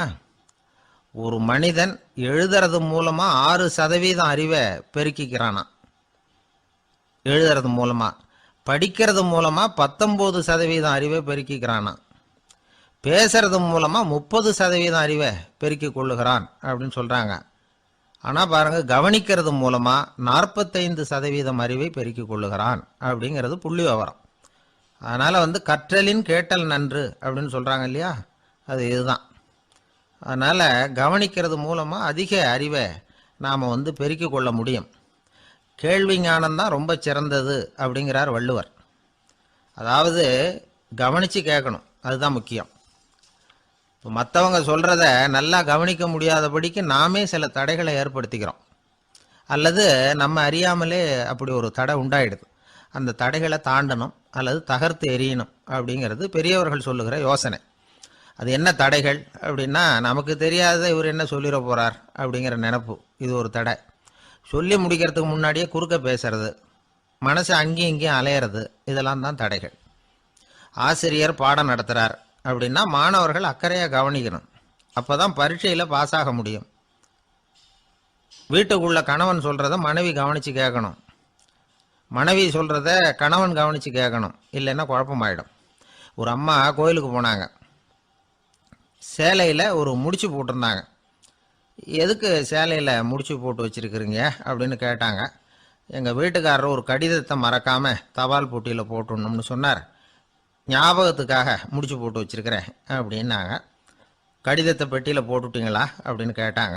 அது எப்படிங்க முடியும், அவர் கடிதத்தை என்கிட்ட கொடுக்க மறந்துட்டாரே அப்படின்னாங்களாம். அதனால் மறக்கப்படாதுன்னு நினச்சிக்கிட்டே மறந்து விடுறது, இப்படி ஒரு வாழ்க்கை. அதனால் வாழ்க்கையில் நமக்கு இருக்கிறது செவிச்செல்வம் ரொம்ப முக்கியமானது. நிறைய கேட்கணும், சொல்கிறத விட கேட்கணும், கேட்கறத விட முக்கியம் கவனிக்கிறது. அப்படி கவனிக்கிறது மூலமாக நம்முடைய வாழ்க்கையில் வெற்றி பெறணும். கழுதைய நண்பர்கள் எங்கே போனாலும் சேர்ந்தே போவாங்க வருவாங்க. அப்போ அந்த கழுதை கொஞ்சம் கவலையோடு பேச ஆரம்பிச்சுதான். அதோ பாரு, அங்கே ஒரு புதர் தெரியுது இல்லையா, இந்த புதருக்குள்ளே ஒரு சிங்கம் இருக்குது, அந்த பக்கமாக நான் போகிறப்போ வர்றப்போலாம் அது என்கிட்ட வம்பு வளர்க்குது, தகராறு செய்யுது, என் மேலே பாயுது, என்னை தாக்குது, ஏன்னு தெரியல அப்படின்னுது. இதை கேட்டதும் அந்த குரங்கு சொல்லிச்சு, இனிமேல் கவலைப்படாத, இந்த தடவை நான் உன்னை காப்பாற்றுறேன்னுது. அதுக்கப்புறம் ஒரு நாள் அந்த குரங்கும் கழுதியும் அந்த புதர் பக்கமாக போய்கிட்டு இருந்தாங்க. எதிர்பார்த்தது மாதிரியே நடந்தது. அந்த சிங்கம் எதிரில் வந்தது, கழுதியை பார்த்தது, உடனே அது மேலே பாய ஆரம்பிச்சுட்டுது. அவ்வளவுதான். உடனே இந்த குரங்கு என்ன பண்ணிச்சு தெரியுமா, கிடுகிடுன்னு ஒரு மரத்து மேலே ஏறி உட்காந்துக்கிட்டுது. அங்கே உட்காந்துக்கிட்டு கீழே அந்த கழுதியும் சிங்கமும் போடுற சண்டையை வேடிக்கை பார்க்க ஆரம்பிச்சுட்டுது. கொஞ்ச நேரம் கழித்து அடிபட்ட காயத்தோடு அந்த கழுதை மெதுவாக நடந்து வந்தது. குரங்கும் மெல்ல மரத்தை விட்டு கீழே இறங்கிச்சு. இப்போ கழுதை கேட்டுது, என்னை காப்பாத்துறேன்னு சொல்லிவிட்டு காலை வாரி விட்டுட்டியே, நீ பாட்டுக்கு மரத்து மேலே ஏறி உக்காந்துக்கிட்டே, அது நியாயமானது. குரங்கு பரிதாபமாக அதை பார்த்துது. நான் மரத்து மேலே இருந்து நீங்கள் 2 பேரும் சண்டை போட்டதை பார்த்துக்கிட்டு தான் இருந்தேன். உன்னோட சத்தம் தான் அதிகமாக இருந்தது, அது நீ சிரிக்கிற மாதிரி எனக்கு கேட்டுது. அதனால் நீ தான் ஜெயிச்சுக்கிட்டு இருக்க போல இருக்கு அப்படின்னு நினச்சிவிட்டேன்னுது. இன்றைக்கி பல பேர் இப்படி தான் இருக்கிறாங்களாம். யார் ஜெயிக்கிறாங்க யார் தோக்குறாங்கங்கிறத முகத்தை பார்த்து கூட கண்டுபிடிக்க முடியறதில்ல. பேசுகிற பேச்சை வச்சு கூட கண்டுபிடிக்க முடியறதில்ல. தோற்கிறவங்க கூட சிரிக்கிற மாதிரி முகத்தை வச்சுக்கிறான். இன்றைய மனிதர்கள்கிட்ட ஏகப்பட்ட முரண்பாடுகள். பொய் முகங்களோட உலவுகிறவர்கள் தான் அதிகம். உண்மை முகம் எங்கே இருக்குது அப்படிங்கிறத புரிஞ்சுக்கிட்டு நண்பர்களை தேர்ந்தெடுக்கணும் அப்படிங்கிறது ஒரு முக்கியமான கருத்து. கடவுள் இந்த உலகத்தை படைச்சுட்டு அதுக்கப்புறமும் கொஞ்ச நாள் இங்கேயே தங்கியிருந்தாராம். அப்போ தான் அவருக்கு ஒரு உண்மை புரிஞ்சுதான், இந்த உலகத்தில் தங்கி இருக்கிறது எவ்வளவு இடைஞ்சல்னு. தினமும் மனிதர்கள் தேடி வந்து ஏதாவது புகார் சொல்லிக்கிட்டே இருந்தாங்களாம். எனக்கு அது வேணும் இது வேணும்னு கேட்டுக்கிட்டே இருந்தாங்களாம். சில பேர் வந்தாங்க, நாங்கள் வந்து விவசாயம் பண்ணுறோம், தண்ணி இல்லாமல் பயிர் காயுது, எங்களுக்கு மழை வேணும் அப்படின்னாங்க. அவங்க போனதும் அதுக்கப்புறம் சில பேர் வந்தாங்க, நாங்கள் வந்து மண்பானை செய்கிறவங்க, நிறைய பானை செஞ்சு வச்சுருக்குறோம், மழை பெஞ்சால் எல்லாம் கரைஞ்சி வீணாக போயிடும், அதனால் இன்றைக்கி மழை பெய்யக்கூடாதுன்னாங்க. கடவுள் பார்த்தார், அவருக்கு என்ன பண்ணுறதுன்னே தெரியல, ஏகப்பட்ட குழப்பம், தலையை பிச்சுக்கலாம் போல் இருந்தது, கிட்டத்தட்ட பைத்தியம் பிடிக்கிற அளவுக்கு ஆயிட்டுது. எல்லாருடைய ஆசைகளையும் அவரால் நிறைவேற்ற முடியல. ஏன்னா ஒன்றுக்கு ஒன்று முரண்பாடாக இருந்தது. ஒரு நாள் தன்னுடைய அமைச்சரவையை கூட்டி ஆலோசனை கேட்டார். என்ன செய்யலாம்னு சொல்லுங்கன்னார். இது என்ன பிரமாதம், பேசாமல் இமயமலை அடிவாரத்தில் போய் உட்காந்துங்க, யாரும் தொந்தரவு பண்ண மாட்டாங்கன்னாங்க. அங்கேயும் மனிதர்கள் வர ஆரம்பிச்சுருவாங்களேன்னார் கடவுள். சரி அப்படின்னா சந்திரனில் போயிருந்துக்கலாமேன்னாங்க. அங்கேயும் மனுஷன் குடி வர போகிறான் அப்படின்னார் கடவுள். வெகு தூரத்துக்கு அப்பால் உள்ள நட்சத்திர மண்டலத்துக்கு போயிடலான்னாங்க. இதெல்லாம் நிரந்தர தீர்வாகாது, நிரந்தரமாக இந்த மனிதனுடைய தொல்லையிலேருந்து நான் விடுபடணும், அதுக்கு ஏதாவது வழி சொல்லுங்கன்னார் கடவுள். ஒரு வயசான ஆள் வந்தார். கடவுளுக்கு காதோட காதாக ஒரு வழியை சொன்னார். கடவுளுக்கு முகம் மலர்ந்தது. அதுதான் சரி, அப்படியே செஞ்சுடலான்னார். அந்த ஆள் சொன்ன ரகசியம் என்ன தெரியுமா? மனிதனால் அடைய முடியாத ஒரு இடம் இருக்குது, அது வேற எங்கேயும் இல்லை, அவனுக்கு உள்ளே இருக்குது, அங்கே போய் மறைஞ்சிங்க, அதுக்கப்புறம் மனிதர்களால் உங்களுக்கு தொந்தரவு இருக்காதுன்னார். மனிதன் நினைக்காத இடம் அதுதான். அதாவது உள்ளுக்குள்ளே இருக்கிற உண்மையை புரிஞ்சிக்காம வெளியில் எங்கேயோ அது இருக்கிறதாக நினச்சி வரட்டிக்கிட்டு அலையிறான் மனுஷன். உள்ளே இருக்கிற உண்மை புரிஞ்சா நாம் தன்னம்பிக்கையோட தலை நிமிர்ந்து வாழலாம். வேடிக்கையாக ஒரு கதை சொல்லுவாங்க. இதை பாருங்கள், நம்ம பையன் எங்கே பணம் வச்சாலும் எடுத்து விடுறான், என்ன பண்ணுறதுன்னாங்க அம்மா. அப்பா கொஞ்சம் நேரம் யோசனை பண்ணார். அதுக்கப்புறம் சொன்னார், அவன் கண்ணில் படாத இடமா, நம்ம வீட்டில் இருக்கிறது ஒரே இடம் தான், அங்கே பணத்தை வை திருட்டு போகாதுன்னார். அது எந்த இடம்னு கேட்டாங்க. அதுதான் அவன் பாட புஸ்தகம், அதில் வச்சிரு, அவன் தொடவே மாட்டான், பாட புத்தகத்தை தொடாமல் பரீட்சையில் வெற்றி பெற முடியாது அப்படிங்கிறத புரிஞ்சுக்கணும். உள்ளே இருக்கிற உண்மையை தொடாமல் வாழ்க்கையில் வெற்றி பெற முடியாது. அதனால் உண்மையை புரிஞ்சுக்கிட்டா வாழ்க்கையில் வெற்றி நிச்சயம். ஒரு நண்பர்கிட்ட பேசிக்கிட்டு இருந்தேன். அவருடைய உறவினர் ஒருத்தர் ஒரு நேர்முக தேர்வுக்கு போயிருந்தாராம், இன்டர்வியூவுக்கு. ரொம்பவும் பொறுப்பாகவும் கவனமாகவும் செயல்பட வேண்டிய பதவிக்கான நேர்காணல் அது. இவர் வந்து எழுத்து தேர்வில் ஏராளமான மதிப்பெண்கள் வாங்கிவிட்டார். அதனால் அதை பற்றி கவலை இல்லை. இப்போ நேர்முக தேர்வில் தேர்வு பெறணும். ஏராளமான சான்றிதழ்கள் வச்சிருந்தார். நேர்காணலில் கேட்கப்பட்ட எல்லா கேள்விகளுக்கும் சரியான பதிலை தான் சொன்னார். இருந்தாலும் பாருங்கள், அந்த நேர்முக தேர்வில் அவர் தேர்ந்தெடுக்கப்படலை.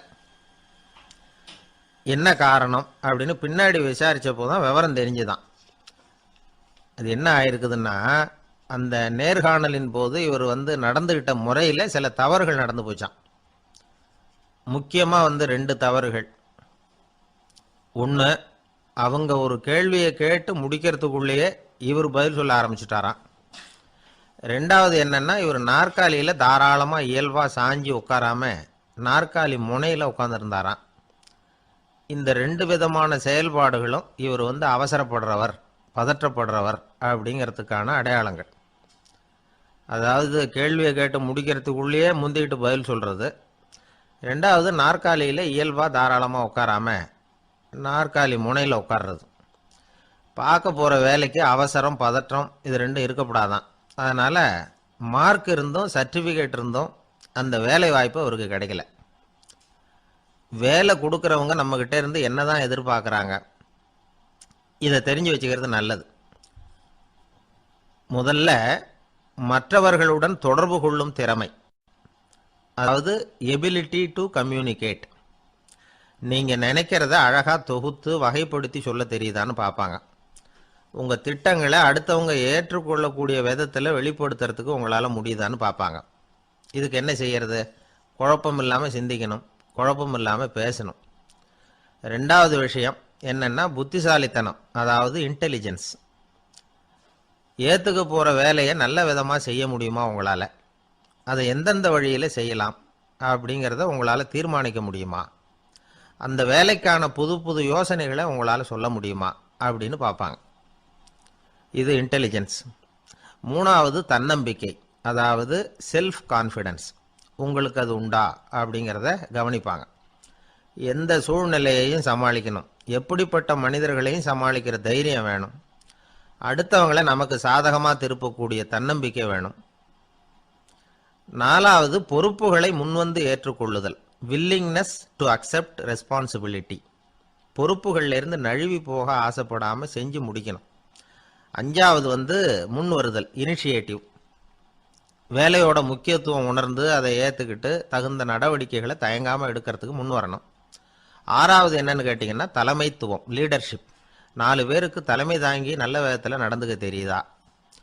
ஏழாவது கற்பனை திறன், இமேஜினேஷன். சில பிரச்சனைகள் வரக்கூடும் அப்படின்னு முன்கூட்டியே யூகிச்சு அதுக்கு தகுந்த மாதிரி நடவடிக்கை எடுக்கிற திறமை உண்டா அப்படிங்கிறத பார்ப்பாங்க. எட்டாவது என்னன்னா வளைந்து கொடுத்தல், ஃப்ளெக்சிபிலிட்டி. சூழ்நிலைக்கு தகுந்த மாதிரி, மாற்றங்களுக்கு தகுந்த மாதிரி அனுசரித்து நடந்துக்கிறதுக்கு தெரியுதா அவங்களுக்கு அப்படிங்கிறத கவனிப்பாங்க. அடுத்தது திறமைகளை வெளிக்கொணரும் திறமை, இன்டர்பர்சனல் ஸ்கில்ஸ். அடுத்தவங்க கிட்ட இருக்கிற திறமையை கண்டுபிடிச்சி அதை நல்ல விதத்தில் ஊக்கப்படுத்தி பயன்படுத்த தெரியுதா அப்படின்னு பார்ப்பாங்க. ஆறாவது சுய அறிவு, செல்ஃப் நாலெட்ஜ். அடுத்தவங்க நம்மளை பற்றி என்ன நினைக்கிறாங்க அப்படிங்கிறத நம்மளால் புரிஞ்சிக்க முடியுதாங்கிறது முக்கியம். அடுத்தது போட்டி மனப்பான்மை, காம்படிட்டிவ்னஸ். அடுத்தவங்களை ஒப்பிட்டு பார்த்து அதை விட ஒரு படி மேலே வரணுங்கிற குணம் வேணும். இதுக்கு அடுத்தது என்னென்னா குறிக்கோளை வெல்லுதல், கோல் அச்சீவ்மெண்ட். குறிக்கோளை சவாலாக எடுத்துக்கிட்டு அதை அடையணும். அப்புறம் வேறுபட்ட திறமைகள், ஒகேஷனல் ஸ்கில்ஸ். பதவிக்கு வேண்டிய திறமைகள் தவிர மற்ற திறமைகள் எதுவும் உண்டாங்கிறது முக்கியம். நமக்கு வேலை கொடுக்கணும்னு நினைக்கிறவங்க நம்மக்கிட்ட இருந்து இவ்வளவும் எதிர்பார்ப்பாங்க. அதுக்கு தகுந்த மாதிரி நம்மளை நாமே தயார்படுத்திக்கணும். ஆனாலும் நான் உங்ககிட்ட சொல்கிறதுக்கு ஒரு முக்கியமான செய்தி இருக்குது, அதை நான் உங்ககிட்ட ஒப்படைக்கணும்னு நினைக்கிறேன். அது என்னோட அப்பா அவருடைய கடைசி காலத்தில் என்கிட்ட ஒப்படைச்சிட்டு போன செய்தி. வாழ்க்கையில் அது எனக்கு ரொம்ப உபயோகப்பட்ட ஒரு கருத்து. எங்கள் அப்பா என்கிட்ட கொடுத்த ஒரு பொக்கிஷம் அது. அதை இப்போ நான் உன்கிட்ட கொடுத்துட்டு போகிறேன். இப்போ உனக்கு இது புரியாது, ஏன்னா இன்னும் நீ பெரிய மனுஷன் ஆகலை. அதனால் இப்போ நான் உங்ககிட்ட கொடுக்கறத நீ பத்திரமா வச்சிரு. பிற்காலத்தில் அது உனக்கு உபயோகப்படும். இது ஒரு திறவுகோல் மாதிரி, பெரிய பெரிய பொக்கிஷங்களின் கதவுகளை இது திறந்து விடும் அப்படின்னு சொல்லி விஷயத்தை சொன்னார். மகனுக்கு அந்த விஷயம் அப்போ புரியல. அதனால பிற்காலத்தில் அதுதான் அவருடைய வாழ்க்கையை மாற்றி அமைச்சுதான். சரி, அப்பா சொன்ன அப்பேற்பட்ட செய்தி என்ன? அது ஒன்றும் பெரிய விஷயம் இல்லை, எளிமையான ஒரு கருத்து தான். அவர் என்ன கருத்து சொன்னார்னா, மகனே, யாராவது உன்னை மனம் நோகும்படி செஞ்சுட்டா அதை பற்றி 24 மணி நேரத்துக்கு தியானம் பண்ண போகிறதாகவும் அதுக்கு பிறகு பதில் சொல்கிறதாகவும் சொல்லிவிடு, அவ்வளோதான் அப்படின்னாராம். அதாவது யாராவது நம்மளை திட்டுனா உடனடியாக பதில் சொல்லக்கூடாது. இதை பற்றி யோசிக்கிறேன், இதுக்கு நாளைக்கு பதில் சொல்கிறேன் அப்படின்னு சொல்லிவிடணும், அவ்வளோதான். இதுதான் அந்த அப்பா சொன்ன கருத்து. சின்ன வயசில் இது என்ன பேர்பட்ட ஒரு பெரிய ரகசியமா, இது ஒரு பெரிய விஷயமா அப்படின்னு தான் தோணும். அந்த பையனுக்கும் அப்படி தான் தோணிச்சான். ஆனாலும் அப்பா சொன்ன அந்த கடைசி வாசகம் அது அப்படிங்கிறதுனால அதை அப்படியே மனசில் பதிய வச்சுருந்தார். அந்த இளைஞர் ஒரு பெரியவர் ஆனார் ஒரு காலத்தில். அவரை ஒருத்தர் ஒரு கட்டத்தில் அவமானப்படுத்தி விட்டாராம். உடனே அவர் சொன்னார், ஐயா, இதை பற்றி நான் 24 மணி நேரம் தியானிக்கணும், அப்படித்தான் எங்கள் அப்பா எனக்கு சொல்லி கொடுத்துருக்காரு. அவர் இப்போ இல்லை, அவர் பேச்சுக்கு மதிப்பு கொடுக்க வேண்டியது என்னுடைய கடமை. அதனால் தயவு பண்ணி மன்னிச்சுக்குங்க, 24 மணி நேரம் பொறுத்து திரும்பி உங்களுக்கு பதில் சொல்கிறேன் அப்படின்னாராம். அவர் தியானம் பண்ணார். அதுக்கப்புறம் அவருக்குள்ள ஒரு சின்ன தெளிவு ஏற்பட்டு போச்சான். அதாவது சில நேரங்களில் அவமதிப்போட சரிதான்னு கூட அவருக்கு தோணிச்சான். அதாவது அவன் அப்படி பேசுனதில் ஒன்றும் தப்பு இல்லையே, நாமளும் அப்படிதானே நடந்துக்கிட்டோம் அப்படிங்கிறதெல்லாம் அவருக்கு தெரிஞ்சு போச்சு. மறுநாள் அந்த ஆளுகிட்ட போனார். ஐயா நன்றி, நீங்கள் சொன்னது சரிதான், அது ஒரு அவமதிப்பு இல்லை, உண்மையான பேச்சு தான். நீங்கள் என்ன முட்டாள்னு சொன்னீங்க, யோசிச்சு பார்க்குறப்போ அது சரிதான்னு எனக்கும் தோணுது, நான் அப்படி தான் இருக்கிறேன் அப்படின்னாராம். சில சமயம் இது மாதிரி யோசிக்கிறப்போ அந்த அவமதிப்பே ஒரு பொய் அப்படின்னு புரியும். அதுவே பொய்ங்கிறப்போ அதுக்காக நாம் எதுக்கு மனம் புண்படணும் அப்படின்னு நினைப்பார். அது மட்டும் இல்லை, அது ஒரு பொய்ன்னு சொல்கிறதுக்கு கூட அந்த ஆள்கிட்ட போக மாட்டார். பொய்ன்னா அது பொய் தானே, அதுக்காக ஏன் கவலைப்படணும். கவனிக்கிறது மூலமாகவும் தியானிக்கிறது மூலமாகவும் மெல்ல மெல்ல அவர் மற்றவர்களின் செயல்களை விடவும் தன்னுடைய எதிர்வினைகளின் மீது தான் அளவு கடந்த விழிப்புணர்வு கொண்டவராக மாறினார் அப்படிங்கிறார் ஒரு பெரிய ஞானி. தியானம்ங்கிறது ஒரு எளிமையான புரிந்து கொள்ளல் மட்டும்தாங்கிறார் அவர். மௌனமா உட்கார்ந்துருக்கிறது இல்லை தியானம், மந்திரத்தை ஓதிக்கொண்டிருப்பதில்லை தியானம், மனதின் நுண்ணிய வேலைத்தனங்களை புரிந்து கொள்வதுதான் தியானம் அப்படிங்கிறார். அப்படி புரிஞ்சுக்கிறப்போ நமக்குள்ள ஒரு மாபெரும் விழிப்புணர்வு பிறகுது. அது மனசுலேருந்து பிறக்கிறது இல்லை, ஆன்மாவிலிருந்து பேரறிவிலிருந்து பிறகுது. இதுதான் பெரியவர்கள் சொல்லியிருக்கிற முக்கிய கருத்து. இந்த காலத்திலே ஒரு அப்பா இருந்தார். கடைசி காலத்தில் மகனை கூப்பிட்டார். மகனே, உனக்காக நான் விட்டுட்டு போகிறது இந்த பெட்டி தான், இது எங்கள் அப்பா என்கிட்ட ஒப்படைச்சிட்டு போனது, இதை உன்கிட்ட நான் ஒப்படைச்சிட்டு போகிறேன். நான் இந்த உலகத்தை விட்டு போனதுக்கு அப்புறம் நீ இதை திறந்து பார், இந்த அதுக்கான திறவுகோல் அப்படின்னு கொடுத்துட்டு கண்ணை மூடிட்டாரான். கொஞ்ச நாள் கழித்து பொட்டியை திறந்து பார்த்துருக்கிறார். பொட்டியில் இருந்தது என்ன தெரியுமா? நம்ம குடும்பத்துக்காக தாத்தா காலத்திலிருந்து யார் யாருக்கிட்ட எவ்வளவு கடன் வாங்கியிருக்கிறோம் அப்படிங்கிற விவரப்பட்டியல் அதுக்குள்ளே இருந்துதான். நம்ம உடம்புல ரத்த அழுத்தம் இருக்குதே, அது நல்லதா கெடுதலா? உடனே அது கெடுதல்னு தான் சொல்லுவோம். ஆனால் உண்மை அது இல்லை. இயற்கையாக உள்ள ரத்த அழுத்தம் நம்ம உடம்புக்கு தேவையான ஒன்று. அந்த அழுத்தம் அதிகமாக போனால் தான் கெடுதல். அதை தான் நாம் பிபின்னு சொல்கிறோம். ஆனால் அது உண்மையிலேயே உயர் ரத்த அழுத்தம், ஹைப்பர் டென்ஷன். இதயம்ங்கிறது ஓயாமல் வேலை செஞ்சுக்கிட்டு இருக்கிற ஒரு பம்பு. இதயம் சுருங்கி ரத்தத்தை பம்பு செய்கிறப்போ ரத்த அழுத்தம் கூடுதலாக இருக்கும். இதுக்கு பேர் சிஸ்டாலிக் பிளட் ப்ரெஷர் அப்படின்னு பேர்.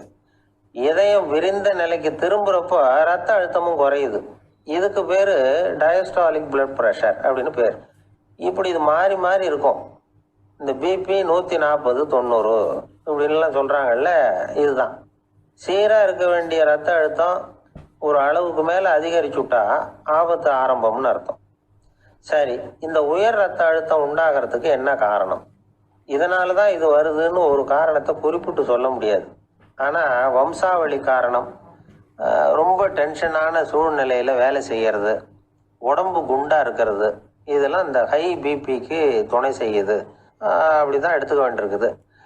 இது கிருமியினால் ஏற்படுற வியாதி இல்லை, உடம்புல ஏற்படுற ஒரு பழுது, அவ்வளவுதான்.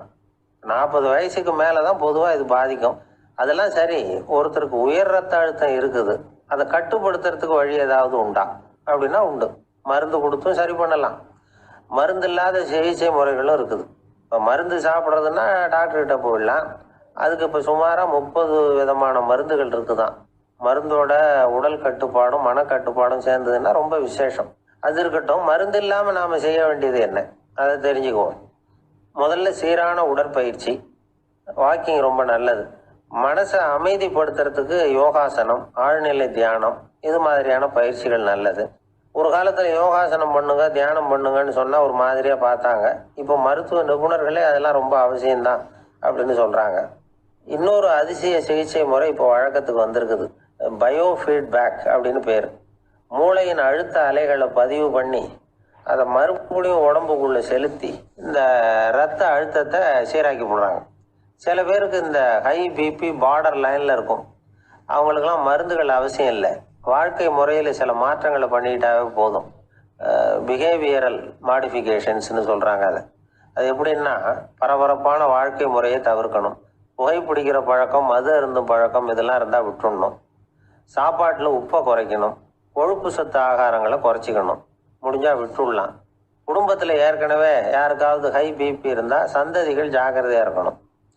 நடுத்தர வயசை அடைஞ்சவங்க அப்பப்போ அந்த பிபி செக் பண்ணிக்கிறது நல்லது. டாக்டர் சொல்கிறத நம்மளில் பல பேர் சரியாகவே கேட்கறது இல்லை, அதனால தான் இடைஞ்சல். ஒரு ஆள் பிபின்னு சொல்லி டாக்டர்கிட்ட போனான். உடம்பு குண்டா இருக்கு, அதை குறைக்கணும், முதல்ல தினமும் உடற்பயிற்சி பண்ணு அப்படின்னார். சரின்னு சொல்லிவிட்டு வந்தான், செஞ்சான். கொஞ்ச நாள் கழிச்சு மறுபடியும் டாக்டர்கிட்ட போனான். என்னப்பா எக்ஸசைஸ் பண்ணியா அப்படின்னு கேட்டார். தினமும் பண்ணினேன் டாக்டர்னா. என்ன பண்ணேன்னு கேட்டார். முன்னெல்லாம் சிகரெட்டை வந்து கடையில் வாங்குவேன், இப்போ நான் அப்படி வாங்குறத விட்டுட்டேன், தினமும் நானே என் கையாலேயே உருட்டி தயார் பண்ணுறேன் டாக்டர், இது ஒரு எக்ஸசைஸ் தானே அப்படின்னா. ஒரு ஊரில் ஒரு மன்னர் இருந்தார். அந்த ஊரில் அடிக்கடி சேவல் சண்டை நடக்கிறது வழக்கம். அரண்மனையில் ஒரு ஆள் இருந்தான். மன்னருக்காக அவன் ஒரு சேவல் வாங்கிட்டு வந்தான். சண்டை போடுறதுக்காக அந்த சேவலை தயார் பண்ணிகிட்டு இருந்தான். கொஞ்ச நாள் ஆச்சு. மன்னர் அந்த ஆளை கூப்பிட்டார். என்னப்பா சேவல் தயாராகிட்டுதா அப்படின்னு கேட்டார். இன்னும் அது தயாராகல மன்னா, இன்னும் வளரல, அதுக்கான தகுதி இன்னும் அதுக்கு வரல அப்படின்னா.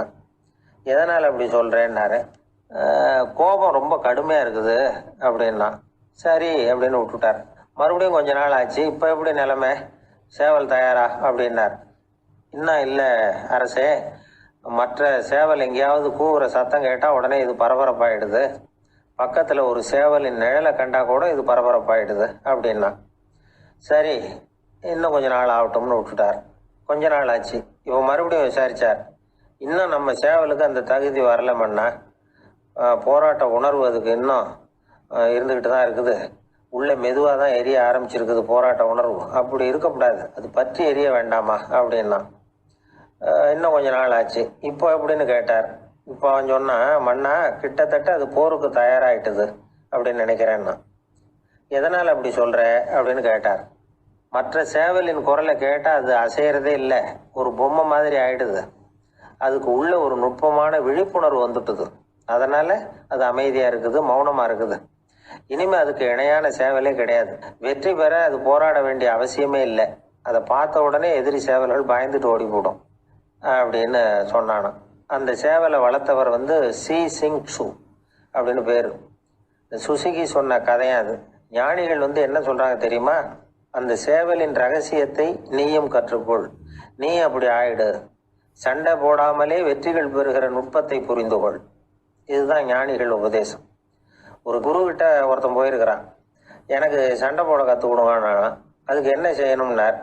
என்ன உங்கள் மாணவனாக சேர்த்துங்கண்ணா. சரி இப்போ உன்னுடைய பலம் என்னன்னு கேட்டிருக்கார். இப்போ நான் தனி ஆளாக இருந்து ஒரு 100 பேரை சமாளிப்பேன் நானா. சரி அப்படின்னா என்னுடைய மாணவனாக உன்னை சேர்த்துக்கிறேன்ருக்கார். சேர்த்துக்கிட்டார். 6 மாதம் பயிற்சி கொடுத்தார். அதுக்கப்புறம் அவனை கூப்பிட்டு கேட்டார், இப்போ உன்னுடைய திறமை எவ்வளவுன்னு. இப்போ நான் தனி ஆளாக இருந்து ஒரு 50 பேரை சமாளிப்பேன் நானா. இன்னும் உனக்கு பயிற்சி தேவைன்னாராம். தொடர்ந்து சில நுட்பங்களை எல்லாம் சொல்லி கொடுத்துருக்கிறார். 1 வருஷம் ஆச்சு. எல்லாத்தையும் கற்றுக் கொடுத்துட்டார். அப்புறம் கூப்பிட்டு கேட்டார், இப்போ உன்னுடைய திறமை எப்படிப்பா, எதிரிகள் எத்தனை பேரை உன்னால் சமாளிக்க முடியும்னாராம். அவன் சொன்னான், ஐயா எதிரிகளின் பலம் என்னங்கிறத புரிஞ்சுக்காம அதை நான் ஒருத்தன் கேட்டான், இப்ப கடவுள் நம்ம முன்னாடி வந்து உங்க 2 பேர்ல யாராவது ஒருத்தர் மட்டும் என்னோட சொர்க்கத்துக்கு வரலாம் அப்படின்னு கூப்பிட்டா நீ என்ன சொல்லுவேன்னு கேட்டானா. இவன் ரொம்ப பெருந்தன்மையா உன்னையே அழைச்சிட்டு போக சொல்லிடுவேன் அப்படின்றான். அப்படின்னா உனக்கு சொர்க்கம் வேணும்